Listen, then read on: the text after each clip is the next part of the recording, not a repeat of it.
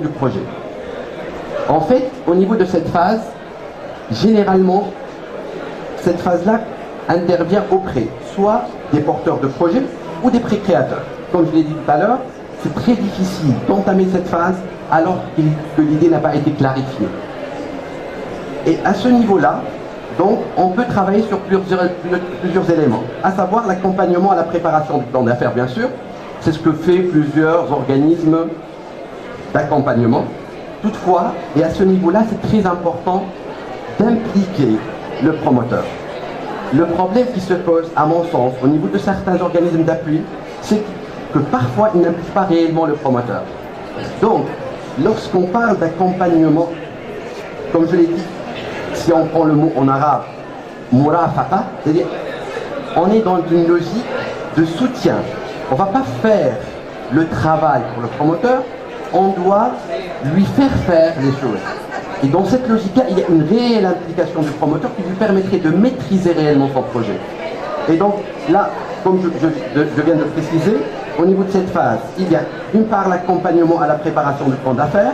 Deuxième chose, il faut penser à renforcer les capacités d'écoute et de communication dans la perspective d'une préparation au pitching, parce que c'est très important que le promoteur apprenne à présenter son projet, à avoir foi en son projet et à savoir le présenter. Il faut savoir, et là, les modules de développement personnel peuvent être très importants pour que le promoteur prenne conscience de lui-même, pour que le promoteur apprenne à développer une certaine démarche positive et surtout à bien présenter son projet.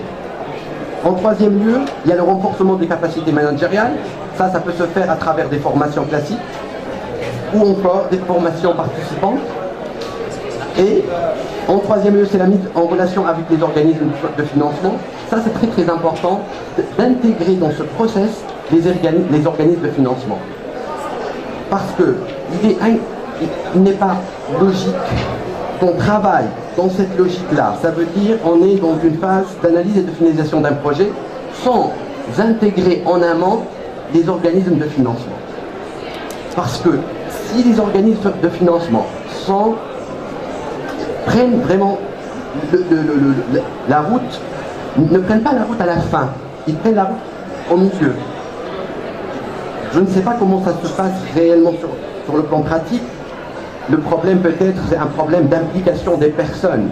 Mais lorsque je suis un promoteur, j'ai suivi par exemple une formation, j'ai finalisé un plan d'affaires et après je vais à la banque et on me dit « Désolé, votre projet ne peut pas être financé ».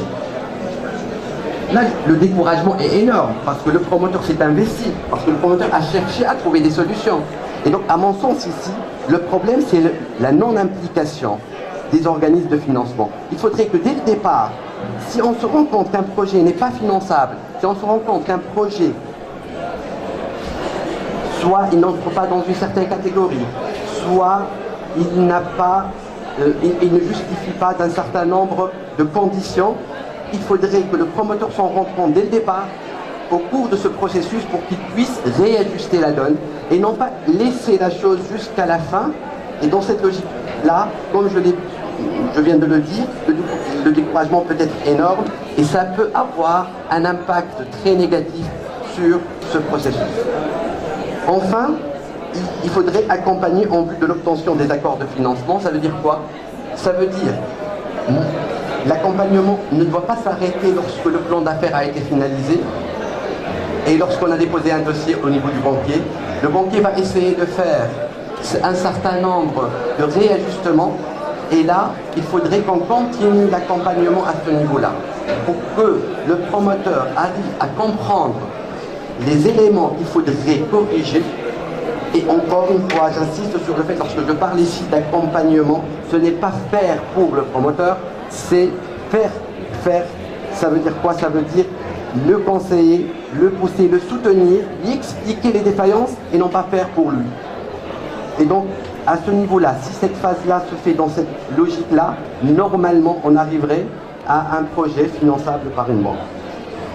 Donc, la troisième phase est la phase d'accompagnement en vue de la création juridique de l'entreprise. Lorsqu'on parle de cette phase-là, c'est une phase dont une grande partie administrative, où on est supposé accompagner le promoteur en vue de l'accomplissement des formalités juridiques de constitution, mais aussi pour l'accompagner au niveau des démarches nécessaires en vue du déblocage des sources de financement et la réalisation des investissements prévus. En fait, pour moi, ici, l'objectif principal, c'est une logique d'accélération. Lorsque je parle de l'optimisation de ce processus, en fait, il y a c'est-à-dire, prenons, si on se retrouve face à 100 promoteurs qui avaient une idée. Si on arrive à respecter toutes ces phases, l'idée c'est d'augmenter le nombre de promoteurs qui arrivent à créer réellement et à faire développer leur entreprise, en premier lieu, et en second lieu, gagner en temps.